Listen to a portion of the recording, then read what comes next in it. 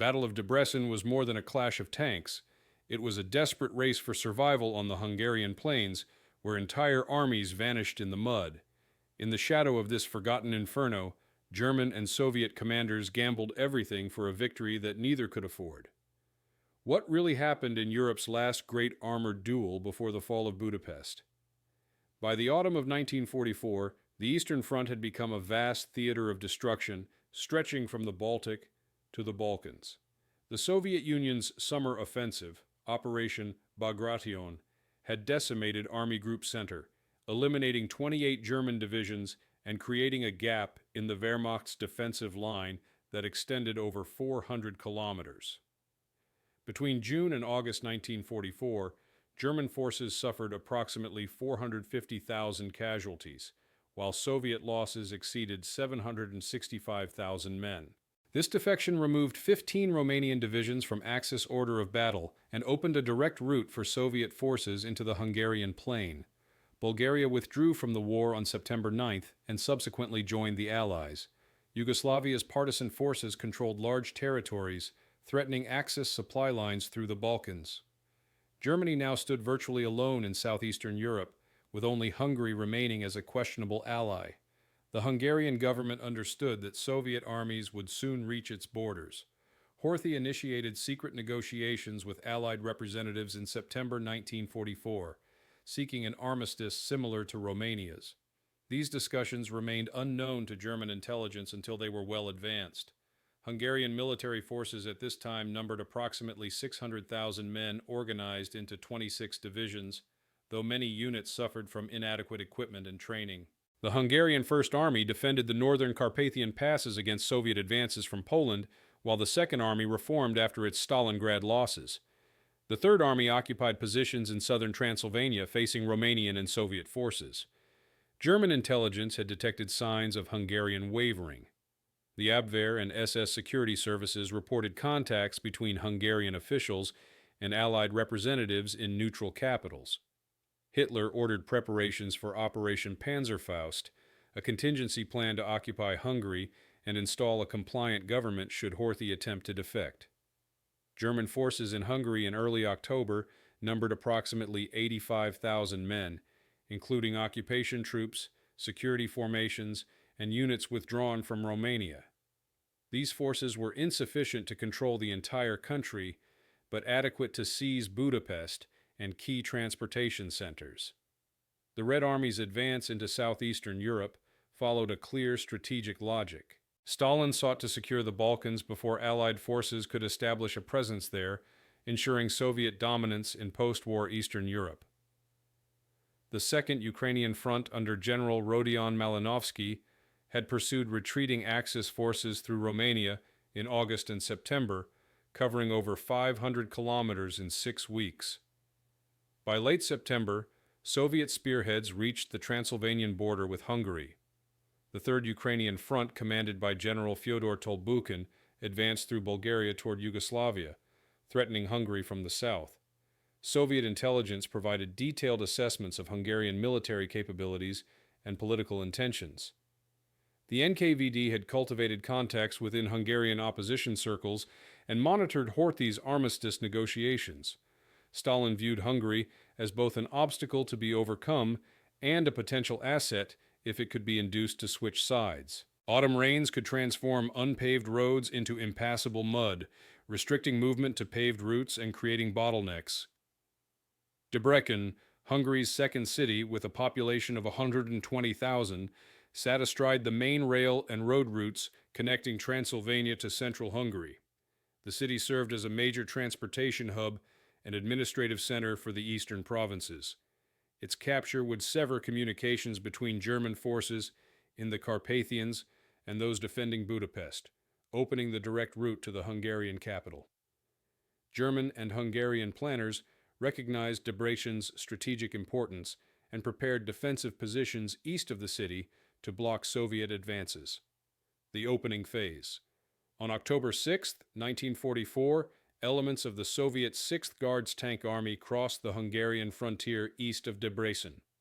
The 6th Guards Tank Army, commanded by Colonel General Andrei Kravchenko, represented one of the Red Army's premier mechanized formations. Established in January 1944, it consisted of 2 tank corps, 1 mechanized corps, and supporting units, fielding approximately 650 tanks and self-propelled guns at the start of October. The Army had participated in the summer offensives in Belorussia and Poland, earning Guards designation for its performance. Its mission in Hungary was to exploit breaches created by rifle divisions and drive rapidly toward Budapest. The Second Ukrainian Front's offensive commenced on October 6th with preparatory artillery fire along a 100-kilometer sector between Oradea and Cluj. Over 2,400 guns and mortars delivered a bombardment lasting 90 minutes against identified German and Hungarian positions. Soviet rifle divisions of the 53rd, 27th, and 7th Guards armies then advanced, supported by tank brigades and assault gun regiments.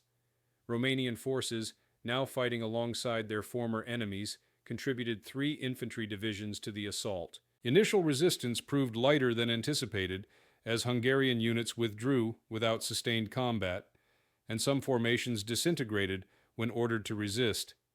German forces opposing the Soviet offensive belonged to Army Group South, redesignated from Army Group South Ukraine after Romania's defection. General Johannes Friesner commanded the Army Group from his headquarters near Budapest. The 6th Army under General Maximilian Frederico held the eastern sector facing Malinovsky's forces. This army bore the same designation as the formation destroyed at Stalingrad, but consisted of entirely different units. On October 6th, the 6th Army deployed 8 divisions along the Carpathian foothills and Transylvanian border, including 3 panzer divisions, 2 infantry divisions, and 3 security divisions. Total German strength in this sector approximated 85,000 men with 280 tanks and assault guns. Hungarian forces fought alongside German units in an increasingly fragmented command structure. The Hungarian First Army defended the northern sector toward Slovakia, while elements of the Second and Third Armies occupied positions in Transylvania. Hungarian military effectiveness had declined precipitously since 1943. Equipment shortages plagued all formations, with many infantry divisions possessing World War I-era rifles and limited artillery. Officer corps morale deteriorated as political uncertainty increased. When Soviet attacks began on October 6th, several Hungarian units retreated without engaging the enemy, while others surrendered after token resistance. By October 8th, the Hungarian Third Army had effectively ceased to exist as a coherent fighting force. The Soviet breakthrough developed rapidly. On October 7th, tank brigades of the 6th Guards Tank Army penetrated through gaps in the Axis line near Oradea, advancing 30 kilometers into the Hungarian plain. Soviet commanders exploited the collapse of Hungarian resistance, pushing mobile formations forward while rifle divisions consolidated captured territory. By October 9th, Soviet spearheads reached positions 15 kilometers east of Debrecen, having covered nearly 100 kilometers in 3 days.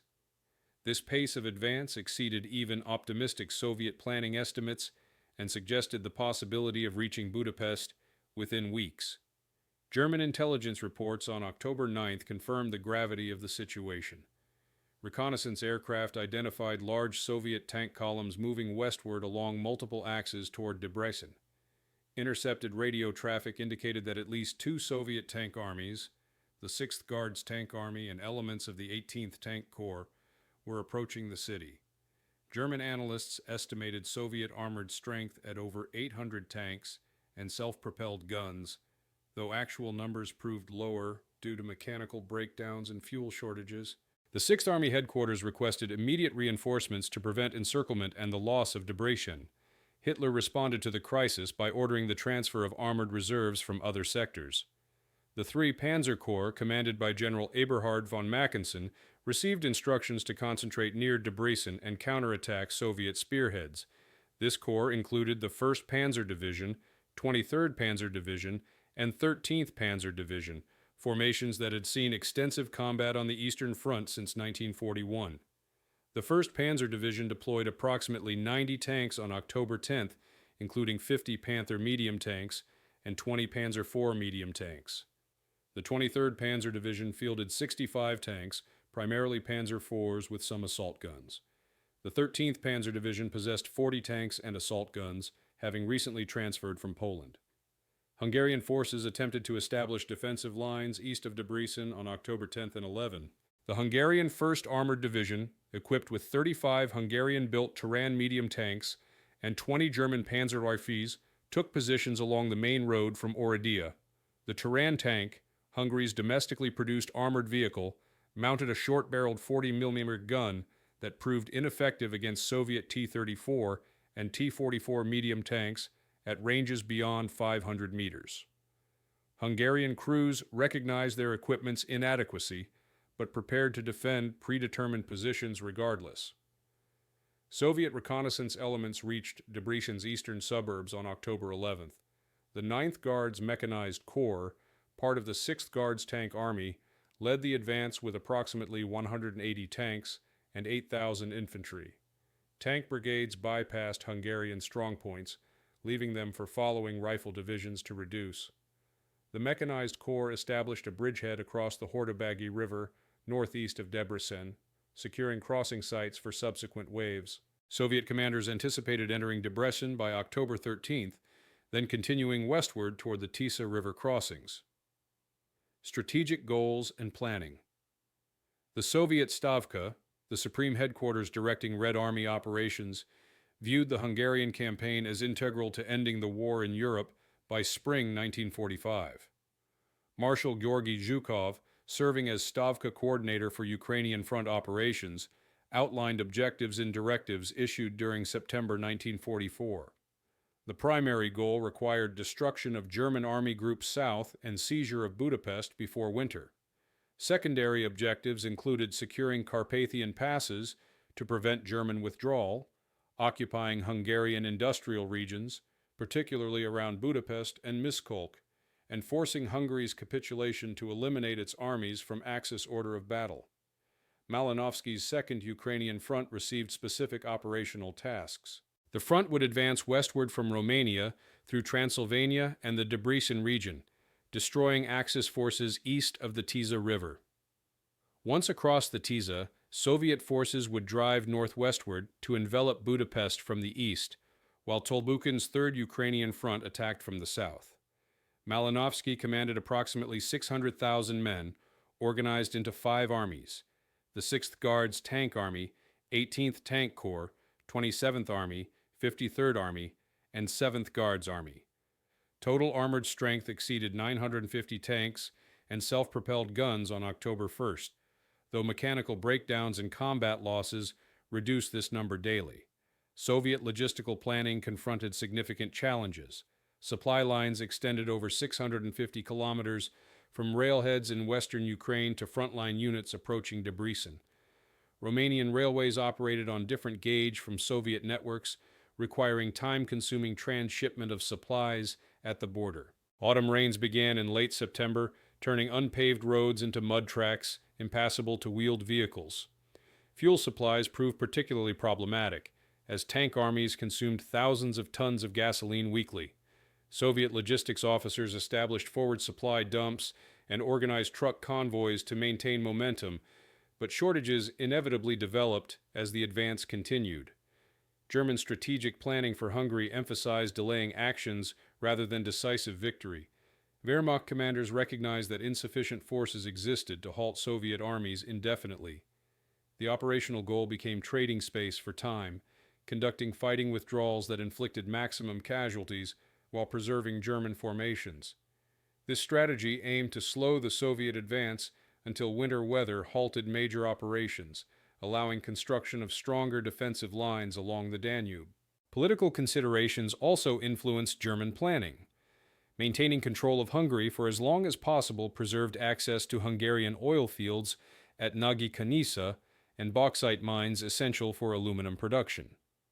The German 6th Army's commander, General Freder Pico, developed a defense plan based on sequential holding positions. The first line ran along the Carpathian foothills and Transylvanian border, where the offensive began on October 6th. When this position became untenable, forces would withdraw to a second line east of Debrecen, utilizing the Hortobágy River and prepared fieldworks. A third position along the Tisza River would serve as the main defensive line, where German armor would counterattack Soviet bridgeheads. Frederico estimated his forces could delay Soviet advances for 6 to 8 weeks if reinforcements arrived and Hungarian units maintained cohesion. Armored tactics differed fundamentally between the combatants. Soviet doctrine emphasized mass and momentum, concentrating tank armies at breakthrough points and exploiting deep into enemy rear areas. Tank brigades advanced in echelon formations, with forward detachments probing for weak points, while main bodies followed to overwhelm resistance. Soviet tanks typically operated in groups of 5 to 10 vehicles, relying on numerical superiority and firepower volume, rather than individual gunnery precision. Coordination between tank units, infantry, and artillery remained imperfect despite years of combat experience. German armored doctrine stressed firepower, protection, and tactical flexibility. Panzer divisions organized into combined arms battle groups, mixing tanks, infantry, artillery, and anti-tank weapons. German tank commanders emphasized long-range gunnery, using superior optics and gun stabilization to engage Soviet armor before entering effective Soviet range. The Panther tank mounting a 75mm high-velocity gun could penetrate T-34 frontal armor at ranges exceeding 1,500 meters, while T-34 guns required closing to under 800 meters for reliable penetration of Panther frontal plates. German forces typically fought from prepared positions or conducted deliberate counterattacks rather than meeting engagements. Tank strength comparisons revealed Soviet numerical superiority offset by German qualitative advantages. The 6th Guards Tank Army fielded approximately 420 T-34 medium tanks, 80 IS-2 heavy tanks, and 150 self-propelled guns on October 10th. The T-34-85, introduced in early 1944, mounted an 85mm gun capable of defeating most German armor at typical combat ranges of 500 to 1,000 meters. The IS-2 heavy tank's 122mm gun could destroy any German tank, but suffered from slow rate of fire and limited ammunition capacity. German forces in the Debrecen sector deployed approximately 240 tanks on October 10th, including 90 Panthers, 80 Panzer IVs, and 70 assault guns and tank destroyers. Hungarian military planning had become largely irrelevant by October 1944. Horthy's government pursued armistice negotiations while simultaneously ordering military resistance to Soviet invasion. This contradiction paralyzed Hungarian command structures. Field commanders received contradictory orders: defend assigned positions, avoid unnecessary casualties, prevent German interference in political matters, and prepare to switch sides if ordered. The Hungarian 1st Armored Division received instructions on October 9th to defend Debrecen, then on October 10th to withdraw westward, then on October 11th to resume defensive positions. Such chaos made effective military operations impossible. The political dimension overshadowed purely military considerations. Horthy planned to announce Hungary's armistice with the Allies on October 15th, ordering Hungarian forces to cease hostilities and resist German occupation. German intelligence detected these preparations by October 12th, prompting Hitler to accelerate Operation Panzerfaust. SS Obersturmbannführer Otto Skorzeny, who had rescued Mussolini in September 1943, arrived in Budapest with a special commando unit to seize key government buildings and capture Horthy. German forces prepared to occupy Budapest, disarm Hungarian units, and install a puppet government under Ferenc Szalasi's fascist Arrow Cross Party. These political machinations directly affected military operations around Debrecen. German commanders could not rely on Hungarian units to hold positions or execute orders. Soviet commanders exploited Hungarian unreliability, directing psychological warfare appeals at Hungarian soldiers and offering favorable treatment to defectors. Hungarian troops faced an impossible situation. Fighting for Germany meant prolonging a lost war, but switching sides risked German reprisals against soldiers' families in German-occupied territory. Many units simply dissolved, with soldiers deserting to return home. Clash begins. First engagements. The first major armored engagement occurred northeast of Debrecen on October 11th. Soviet reconnaissance elements from the 9th Guards Mechanized Corps encountered Hungarian defensive positions along the main road from Oradea at approximately 0730 hours. The Hungarian 1st Armored Division's forward battalion deployed 16 Turan medium tanks and 8 Panzer IV tanks in prepared positions near the village of Hajdúszoboszló, 25 kilometers east of Debrecen. Hungarian commanders planned to delay the Soviet advance for 24 hours, allowing German reinforcements to concentrate near the city. 3 75mm PaK-40 anti-tank guns engaged the flanking Soviet force from concealed positions, destroying 6 T-34 tanks before Soviet return fire suppressed the German guns.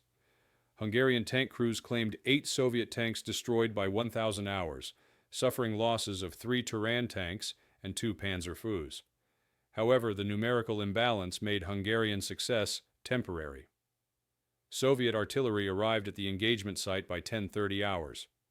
2 battalions of 120mm howitzers, totaling 36 guns, began bombardment of identified Hungarian positions. Lacking counter-battery capability, Hungarian forces endured the bombardment without effective response. Soviet infantry from the 32nd Guards Mechanized Brigade advanced behind the artillery fire, infiltrating Hungarian defensive lines.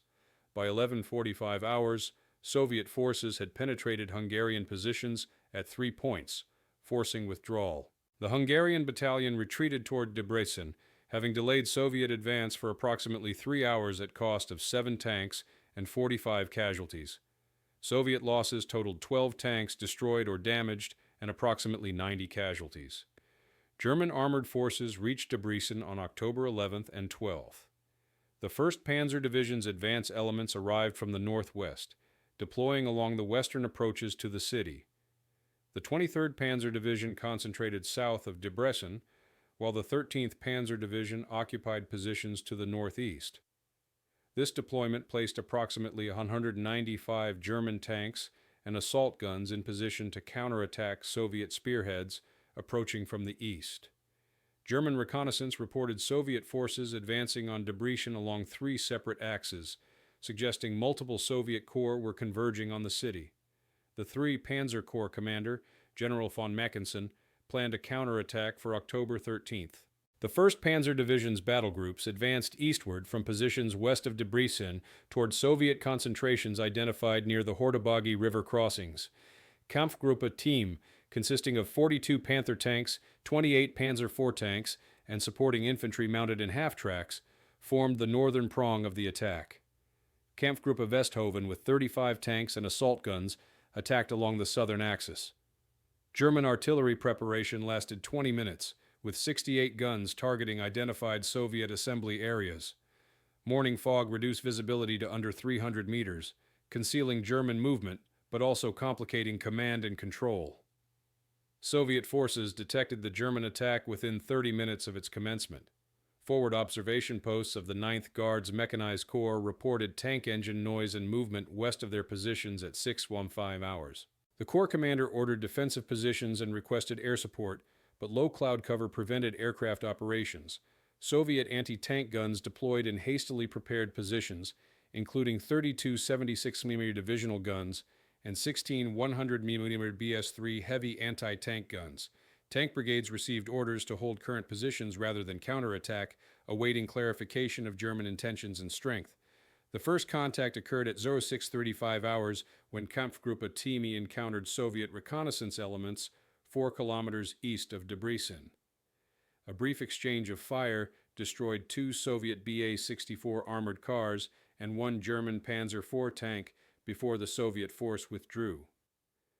German tanks continued advancing in company columns along farm roads, maintaining tactical cohesion despite limited visibility. At 0705 hours, the lead German company encountered the main Soviet defensive line along an irrigation canal. Soviet 76mm anti-tank guns opened fire at ranges of 400 to 600 meters, destroying 3 Panthers and 2 Panzer IVs in the initial volley. German forces deployed from march column into attack formation, a process consuming approximately 20 minutes.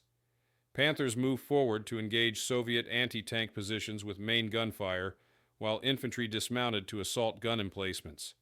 The engagement intensified as Soviet tank brigades committed their forces. The 48th Guards Tank Brigade deployed 34 T-34 tanks in defensive positions along the canal, creating a continuous firing line.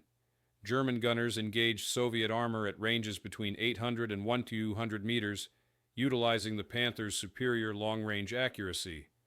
Between 0730 and 0815 hours, German tanks destroyed 18 T-34 tanks against losses of 7 Panthers and 4 Panzer Vs.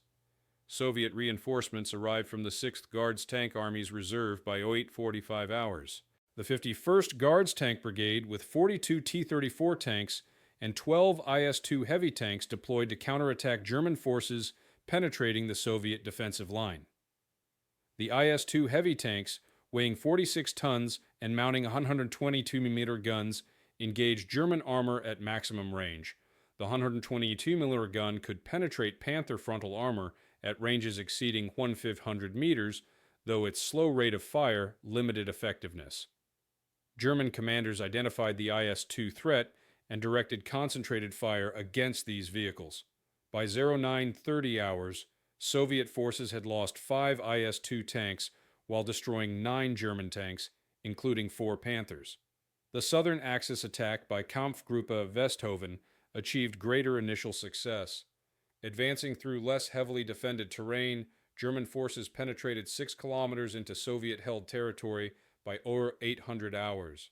The Kampfgruppe encountered elements of the 32nd Guards Mechanized Brigade, which deployed approximately 25 T-34 tanks and supporting infantry in defensive positions near the village of Teglas.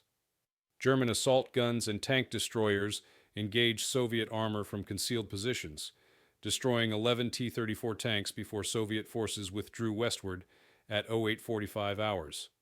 German losses in this engagement totaled 3 assault guns and 1 tank destroyer. By 1,000 hours on October 13th, the tactical situation favored German forces. The 3rd Panzer Corps had penetrated Soviet defenses at multiple points, destroying approximately 45 Soviet tanks against losses of 24 German tanks and assault guns. Soviet forces withdrew to secondary positions, establishing a defensive line along the Debrecen-Hortobagi road. However, German success remained limited in operational terms. Soviet rifle divisions continued advancing south of the main engagement area, threatening to envelop German positions around Debrecen from the south. German fuel supplies declined critically, with some units reporting reserves sufficient for only 30 additional kilometers of movement. Soviet commanders responded to the German counterattack by committing additional armored reserves. The 5th Guards Tank Corps, previously held in 2nd Ukrainian Front Reserve, received orders to deploy toward Debrecen at 10:30 hours. This corps fielded approximately 140 tanks organized into 3 tank brigades and 1 mechanized brigade, representing a formidable reinforcement. The corps commenced movement from positions 70 kilometers east of Debrecen, expecting to reach the engagement area by October 14th morning. Soviet planners anticipated the reinforced armor concentration would halt German counterattacks and resume the offensive toward the Tisza River. German reconnaissance aircraft operating during brief breaks in cloud cover reported additional Soviet armor moving westward. Luftwaffe pilots identified 2 separate tank columns, estimating strength at over 100 vehicles each, approaching Debrecen from the east. These reports reached a 3 Panzer Corps headquarters by 1200 hours, prompting reassessment of the tactical situation.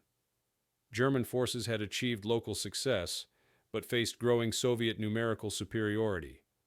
Continuation of offensive operations risked encirclement if Soviet reinforcements arrived before German forces could withdraw to prepared positions. At 13:30 hours on October 13th, General von Mackensen ordered suspension of offensive operations. German battle groups would consolidate captured positions and prepare defensive lines to receive anticipated Soviet counterattacks. The decision reflected realistic assessment of force ratios and logistical constraints. German tanks had expended significant ammunition and fuel during morning operations, with some companies reporting main gun ammunition below 50% of basic load.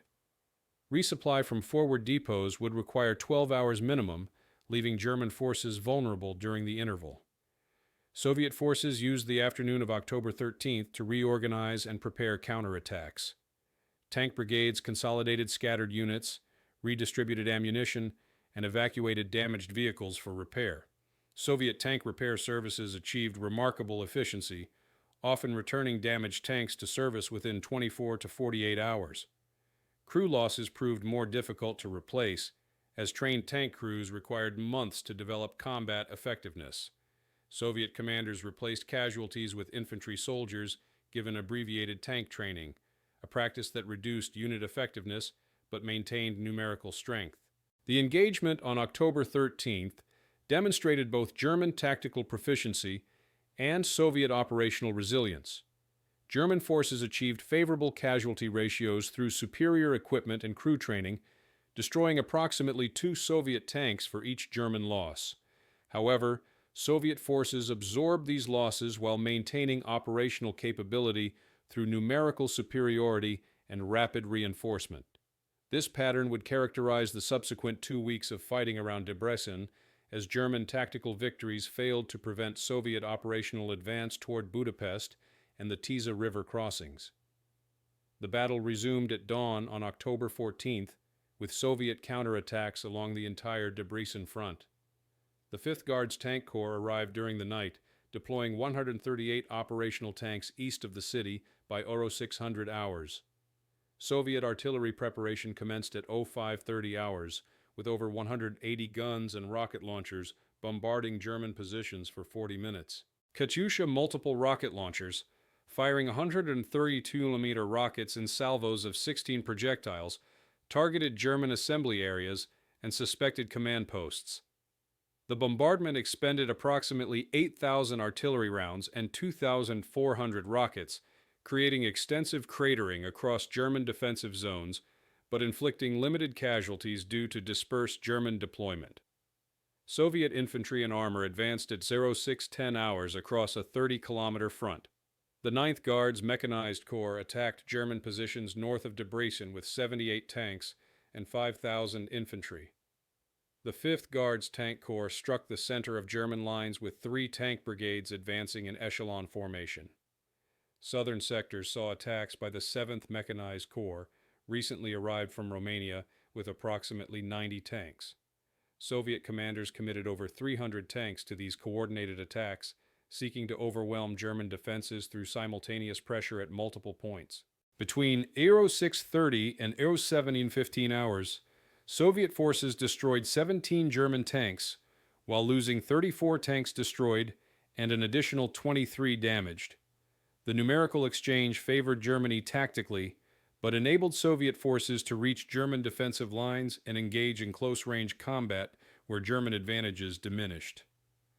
The 1st Panzer Division committed its mobile reserve at 0730 hours, counterattacking Soviet penetrations in the center sector. 38 Panthers and 21 Panzer foes advanced against the 20th Guards Tank Brigade, which had penetrated 2 kilometers into German positions. The engagement developed into a meeting battle at ranges between 400 and 800 meters, with both sides maneuvering for advantageous firing positions. German crews exploited superior optics and crew coordination, achieving first-shot hits on Soviet tanks that often proved fatal. Soviet forces relied on numerical superiority, overwhelming individual German tanks through concentrated fire from multiple directions. By 0845 hours, the German counterattack had stabilized the center sector. The 20th Guards Tank Brigade withdrew after losing 28 tanks, leaving 9 destroyed German tanks on the battlefield. However, Soviet pressure continued in northern and southern sectors where German reserves were unavailable. The 23rd Panzer Division, holding the southern approach to Debrecen, reported Soviet forces penetrating its defensive line at 2 locations by 0900 hours. The division deployed its final reserve, consisting of 18 tanks and 2 infantry companies, to contain the breakthrough.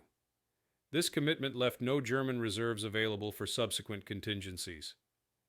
Soviet commanders recognized German defensive resilience and modified their approach at midday. Rather than continuing frontal assaults against prepared positions, Soviet forces would bypass Debrecen entirely and drive westward toward the Tisza River. The 6th Guards Tank Army received orders at 11:30 hours to disengage from Debrecen fighting and advance west through less defended terrain. 2 tank corps, the 5th Guards and 9th Guards, would execute this maneuver while rifle divisions contained German forces around Debrecen. This operational adjustment reflected Soviet willingness to accept tactical stalemate while maintaining strategic momentum. The redeployment commenced during the afternoon of October 14th.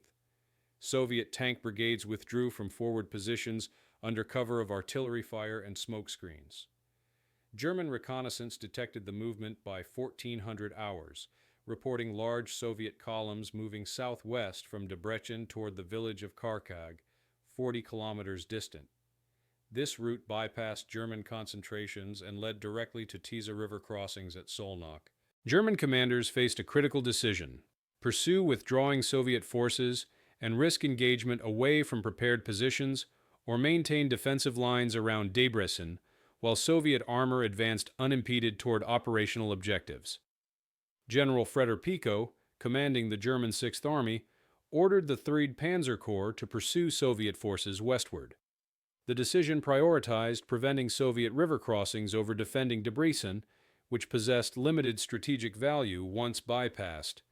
German panzer divisions began redeployment at 1500 hours, a complex operation requiring coordination of fuel supplies, ammunition distribution, and route planning.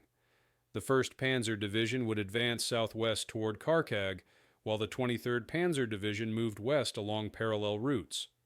This maneuver placed German forces on a collision course with Soviet tank corps, setting conditions for mobile warfare across the Hungarian plain.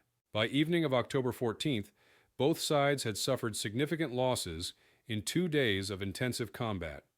Soviet forces reported 127 tanks destroyed or damaged, with an additional 43 requiring major repairs. Personnel casualties exceeded 2,800 men killed, wounded, or missing. German losses totaled 53 tanks and assault guns destroyed, with 28 damaged but repairable. Personnel casualties approximated 1,400 men. These attrition rates, if sustained, would exhaust both forces within 10 days of continuous combat. However, Soviet replacement capacity far exceeded German capabilities, with new tank brigades and rifle divisions arriving weekly from strategic reserves. The fighting around Debrecen had demonstrated fundamental characteristics of late-war Eastern Front armored combat. German forces achieved superior tactical performance through better equipment, training, and crew experience, consistently destroying more enemy tanks than they lost. Soviet forces absorbed these casualties while maintaining operational initiative through numerical superiority and strategic depth. Neither side could achieve decisive victory under these conditions. German forces lacked strength for operational counteroffensives, while Soviet forces could not destroy German armor concentrations despite numerical advantages. The result was grinding attrition warfare, where strategic victory went to the side with greater replacement capacity. The pursuit phase began on October 15th as German and Soviet armored forces raced westward across the Hungarian plain. The 6th Guards Tank Army's lead elements advanced 53 kilometers during October 15th, reaching positions near Kharkag by evening. Soviet tank columns moved in parallel routes to reduce congestion and complicate German interdiction.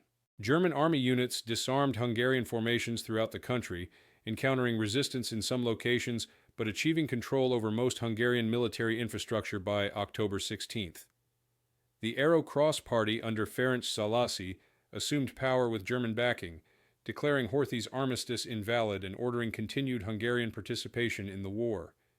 These developments removed any possibility of organized Hungarian defection to the Allied side. The political coup affected military operations around Debrecen directly.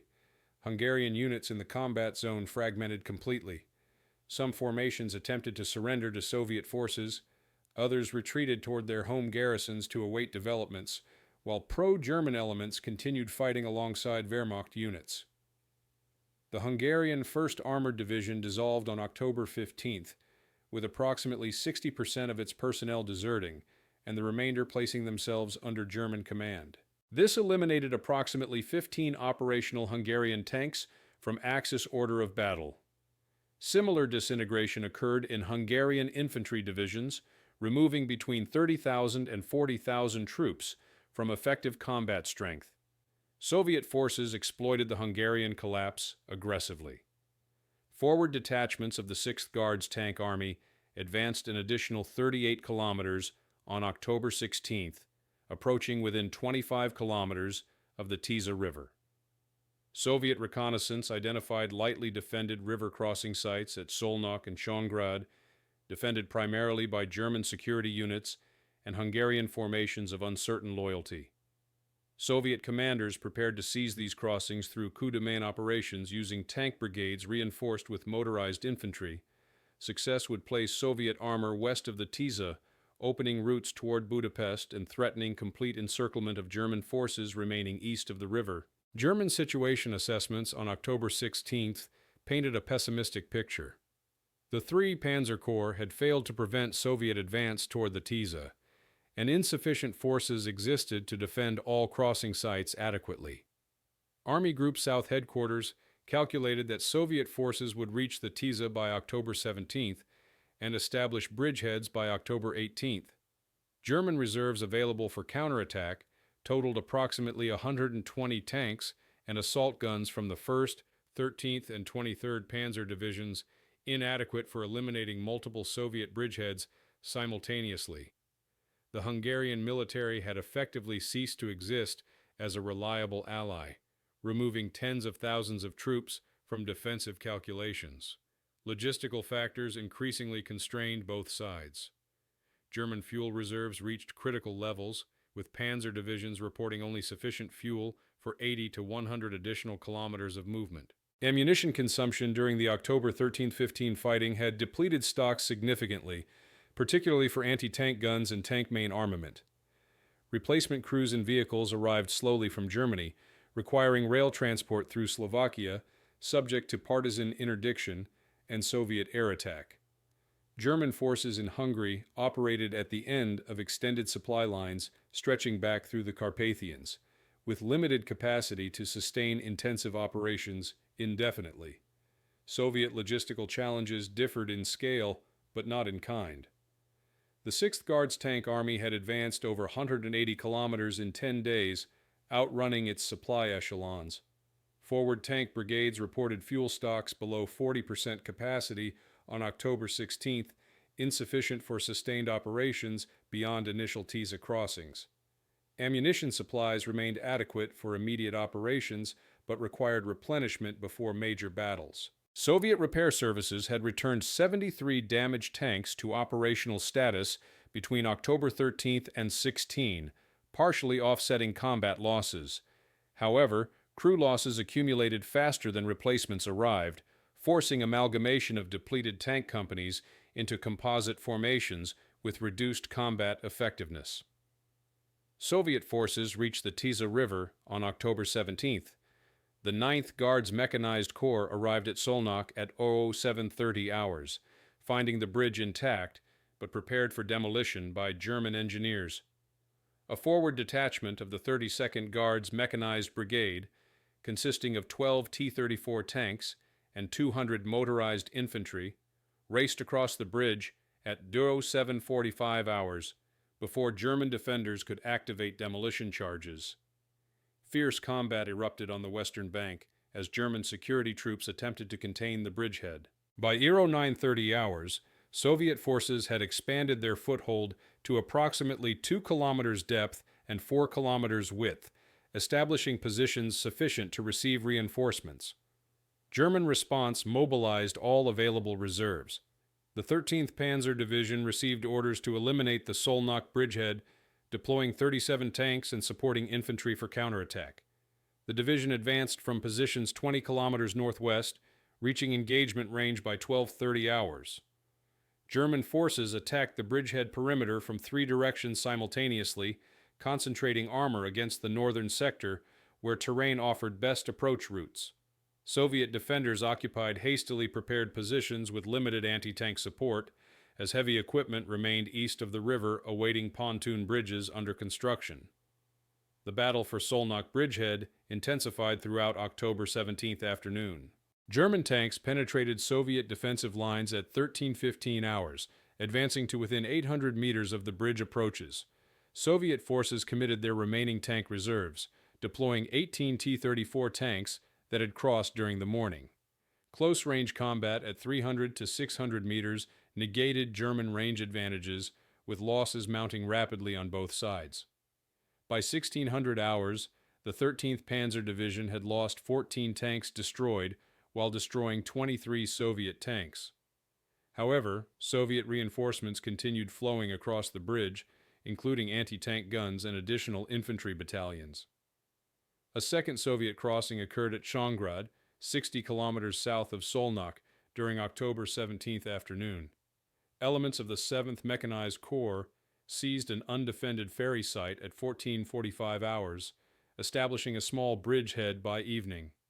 German forces lacked reserves to counterattack this second penetration, while simultaneously engaging at Solnock. The Schongrad bridgehead remained small, approximately 1 kilometer deep, but threatened German communications and forced dispersion of limited reserves. Soviet engineers commenced pontoon bridge construction at both sites, working through the night to enable heavy equipment crossings. By October 18th, Soviet forces had consolidated 2 bridgeheads west of the Tisza. At Solnock, approximately 4,000 Soviet troops occupied positions 4 kilometers deep, with 32 operational tanks and 48 anti-tank guns. The Schongrad bridgehead held 1,800 troops with limited heavy equipment. German counterattacks on October 18th achieved local penetrations, but failed to eliminate either bridgehead.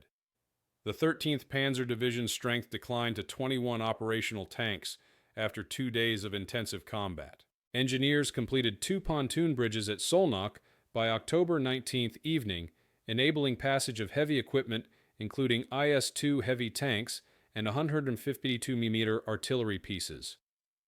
The 5th Guards Tank Corps began crossing at 2200 hours on October 19th, with lead elements reaching the western bank by midnight. By dawn on October 20th, Soviet forces in the Solnock bridgehead numbered approximately 12,000 troops, with 140 tanks and substantial artillery support. The bridgehead perimeter expanded to 6 kilometers depth and 12 kilometers width, providing space for maneuver and defense in depth. The German attack on October 20th commenced at 0600 hours following 30-minute artillery preparation.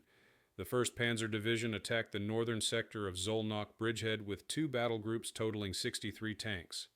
The 13th Panzer Division struck the eastern perimeter with 21 tanks and infantry support. German forces achieved initial penetrations, advancing up to 2 kilometers into Soviet positions by 0745 hours. However, Soviet defenses proved substantially stronger than during previous attacks. Minefields channeled German armor into pre-registered killing zones where anti-tank guns and dug-in tanks engaged at close range. The engagement developed into attritional fighting with mounting casualties. German tank crews reported encountering IS-2 heavy tanks for the first time in significant numbers at Solnock. The IS-2's 122 mm gun destroyed Panthers at ranges where German return fire proved ineffective against the heavy tank's frontal armor. Between 0730 and 0930 hours, IS-2 tanks destroyed 11 Panthers and 7 Panzer IVs while losing 4 IS-2 tanks. Soviet commanders committed additional tank brigades from the 5th Guards Tank Corps at 0945 hours, counterattacking German penetrations with approximately 80 T-34 tanks. The 2nd Ukrainian Front committed additional forces to exploit the breakthrough, including the 18th Tank Corps and elements of the 27th Army. By October 22nd, Soviet strength west of the Tisza exceeded 35,000 troops with approximately 280 tanks. The bridgehead at Solnock expanded to 15 kilometers depth, while secondary crossings at Schongrad and newly established sites at Tisza brought total Soviet forces across the river to approximately 50,000 men, organized into 2 combined arms groups. German defensive efforts focused on containing Soviet expansion rather than eliminating bridgeheads. Army Group South received reinforcements including the 4th SS Panzer Division, transferred from Poland, arriving with 48 operational tanks on October 23rd. The division deployed southwest of Szolnok to block Soviet advance routes toward Budapest. Soviet forces had advanced approximately 250 kilometers in 20 days, eliminated Hungarian military participation through political coup and military defeat, crossed the Tisza river barrier, and positioned forces within striking distance of Budapest. These achievements came at substantial cost. Soviet casualties between October 6 and 26 exceeded 38,000 men killed, wounded, or missing, with approximately 420 tanks destroyed or irreparably damaged. German losses totaled approximately 16,000 casualties and 187 tanks destroyed, with an additional 50 tanks captured when fuel shortages prevented withdrawal. The campaign's intensity peaked during the Szolnok bridgehead battles on October 17, 20, when both sides committed maximum available forces to decisive engagement. German failure to eliminate the bridgehead sealed the operational outcome, as Soviet forces subsequently possessed secure crossing sites and staging areas for operations toward Budapest. German forces retained capability for tactical counterattacks and defensive stands, but lacked resources for operational counteroffensives that might reverse Soviet advances. The remainder of October would see continued Soviet pressure toward Budapest, while German forces attempted to establish defensive positions protecting the capital.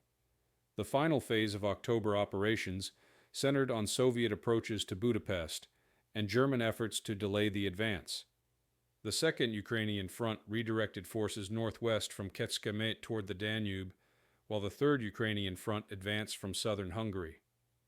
On October 27th, Soviet forces captured Jászberény, 40 kilometers east of Budapest, after encountering moderate resistance from the 356th Infantry Division. German defenders withdrew after 6 hours of combat, having lost approximately 300 casualties and 8 anti-tank guns. Soviet losses in the engagement totaled 180 casualties and 11 tanks. German command structure underwent reorganization on October 28th when General Friesner was dismissed and replaced by General Hans Krebs as Army Group South Commander. The change reflected Hitler's dissatisfaction with territorial losses in Hungary, though Friesner had conducted operations competently given available resources. Krebs inherited a deteriorating situation: 3 panzer divisions at reduced strength, multiple infantry divisions below 50% effectiveness, unreliable Hungarian units, and Soviet forces advancing on Budapest from multiple directions. His initial assessment concluded that defending Budapest indefinitely exceeded available German capabilities without substantial reinforcements. Soviet forces reached positions 30 kilometers from Budapest by October 29th. The 6th Guards Tank Army deployed approximately 165 operational tanks in forward areas, supported by rifle divisions advancing behind armor spearheads. Soviet reconnaissance identified German defensive preparations around Budapest, including anti-tank ditches, prepared demolitions on approach routes, and defensive positions incorporating urban structures. The Hungarian capital's garrison consisted of approximately 35,000 German troops and 20,000 Hungarian soldiers of uncertain reliability under Arrow-Cross government control. The 4th SS Panzer Division counterattacked Soviet spearheads on October 30th near the town of Godolo, northeast of Budapest.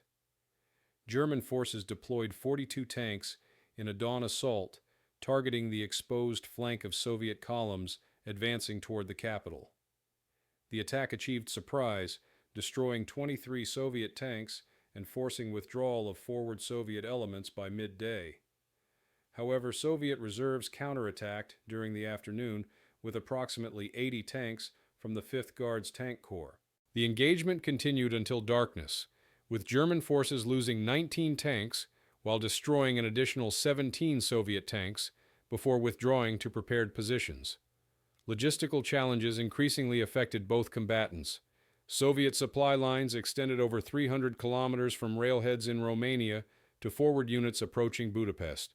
Autumn rains, intensifying in late October, turned secondary roads into impassable mud, restricting movement to paved highways. Soviet truck columns required 3 days to complete round trips from supply depots to forward units, creating shortages of fuel and ammunition at the front. German logistics faced similar difficulties compounded by Allied air attacks on Hungarian rail networks and declining Hungarian transportation cooperation following Horthy's removal. The operational pause on October 31st reflected mutual exhaustion. Soviet forces had advanced continuously for 25 days, covering distances exceeding 250 kilometers while fighting numerous engagements. Tank units required maintenance, infantry divisions needed rest and replacement personnel, and logistics required reorganization before resuming offensive operations. Soviet commanders estimated requiring 7 to 10 days for adequate preparation before launching Budapest assault operations. The Second Ukrainian Front reported approximately 140 operational tanks on October 31st, down from over 300 at the campaign's start. German forces utilized the pause to strengthen Budapest defenses and deploy reinforcements. The 8th SS Cavalry Division arrived from Yugoslavia with approximately 8,000 personnel, though it possessed limited heavy equipment. Infantry divisions received small numbers of assault guns and anti-tank weapons from German production, marginally improving defensive capabilities. Hungarian forces under Aero Cross control underwent reorganization, with unreliable units disbanded and remaining formations integrated into German command structures. These measures improved defensive coordination, but could not overcome fundamental resource shortages. The Debrecen campaign's active phase concluded around November 1st, as both sides shifted toward preparation for Budapest operations. Fighting continued in isolated sectors as Soviet forces expanded controlled territory and German forces conducted local counterattacks, but large-scale armor engagements ceased. Between October 6th and November 1st, the campaign had witnessed some of the largest tank battles on the Eastern Front during autumn 1944, involving over 1,000 armored vehicles from both sides in continuous operations across eastern Hungary. Casualty assessments reveal the campaign's intensity. Soviet forces suffered approximately 45,000 casualties, including 12,000 killed, between October 6 and November 1st. Tank losses totaled 485 vehicles destroyed or irreparably damaged, with an additional 320 requiring major repairs. German casualties approximated 19,000 men killed, wounded, or missing during the same period. German tank losses reached 215 vehicles destroyed, with an additional 90 captured due to fuel shortages or mechanical failure. Hungarian losses remain difficult to quantify due to widespread desertion and unit disintegration, but estimates suggest 25,000 to 30,000 casualties and deserters removed from Axis order of battle. The campaign demonstrated evolving characteristics of late-war Eastern Front combat. German tactical proficiency remained evident in favorable casualty exchange ratios and effective small unit operations. However, strategic initiative belonged entirely to Soviet forces, which absorbed tactical defeats while maintaining operational momentum through numerical superiority and strategic depth. German forces could win individual battles but lacked resources to prevent Soviet operational advances or reverse territorial losses. This asymmetry, characteristic of Eastern Front operations after Kursk in July 1943, ensured progressive German retreat despite continued battlefield competence. The transition from mobile operations to positional warfare around Budapest marked a new phase in the Hungarian campaign. Soviet forces used early November to consolidate positions, bring forward supplies, and prepare for urban combat operations. The Second Ukrainian Front established headquarters at Kecskemét, coordinating 3 field armies and 2 tank armies positioned in a semicircle northeast and east of Budapest. The Third Ukrainian Front advanced from the south, crossing the Danube below Budapest, and threatening encirclement from the west. Combined Soviet strength in the Budapest operational area exceeded 200,000 troops, with approximately 450 tanks, by November 10th. German defensive planning recognized that holding Budapest indefinitely was impossible, but considered the city's defense essential for delaying Soviet advance toward Vienna and Austria. Army Group South deployed approximately 50,000 German troops in Budapest and immediate environs, supplemented by 25,000 Hungarian soldiers of variable reliability. Defensive preparations included fortification of key buildings, establishment of anti-tank barriers along major avenues, stockpiling of ammunition and supplies, and mining of bridges across the Danube. German commanders estimated they could defend Budapest for 4 to 6 weeks before Soviet pressure forced withdrawal or supply exhaustion necessitated capitulation. The political dimension of Budapest's defense complicated military planning. The Arrow Cross government, under Ferenc Szálasi, occupied government buildings and implemented increasingly brutal policies against Jews and political opponents. German SS units collaborated with Arrow Cross militia in deportations and massacres, creating humanitarian catastrophe within the city. These actions generated resistance movements and civilian unrest, complicating military operations and requiring German forces to maintain internal security while preparing external defenses. Hungarian military units split between those cooperating with Germans, those attempting neutrality, and those secretly supporting resistance movements. Soviet operational planning for Budapest developed through November. Marshal Malinovsky proposed a two-phase operation. First, complete encirclement of the city by advancing north and south of Budapest to meet west of the Danube. Second, systematic reduction of the encircled garrison through artillery bombardment and infantry assault.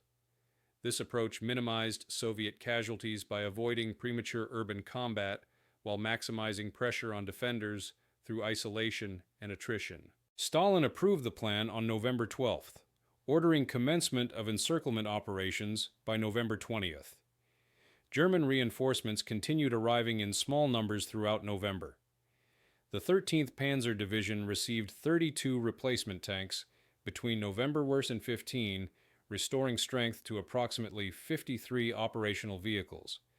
The 1st Panzer Division received 24 replacement tanks during the same period, achieving strength of 48 tanks.